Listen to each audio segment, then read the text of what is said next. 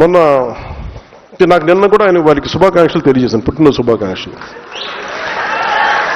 అంటే మనస్ఫూర్తిగా చెప్తాను, నాకు లోపల ఎవరు శత్రువు కాదు. నాకు వారి విధి విధానాలతోనే నేను వ్యతిరేకిస్తాను తప్ప నాకు ఎప్పుడు కూడా శత్రుత్వం లోపల ఉండదు. మీరు కనుక మీ విధి విధానాలతోటి ప్రజలకి ఇబ్బంది కలిగితే నేను ఇంకా గొడవ పెట్టుకోవడానికి నా జీవితకాలం సంసిద్ధం. నేను అసలు నాకు ఆ భయం కూడా లేదు. నాకు ఆ భయం కానీ లేదు. మనం ఏదన్నా జరిగితే బహుశా ఇలా జరిగితే ఆ భయాలు ఉండవు. అలాంటివి కూడా ఇక్కడ దాకా ఎందుకు వస్తాం, రాం ఉండం పోతాం, కానీ అడుగు ముందుకే వేస్తాం.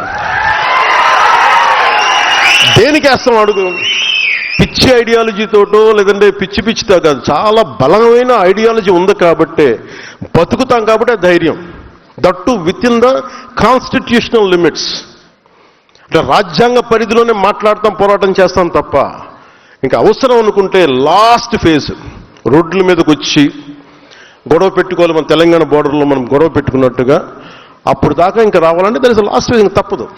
చాలాసార్లు మనకి రాయబారం నడిపి మంచిగా చెప్పి మంతనాలు జరిపిన తర్వాత కాదుకూడదు అనుకుంటే ఈ చొక్కా మడిచి ముందుకు రావడం పెద్ద ఇబ్బంది కాదు మనకి.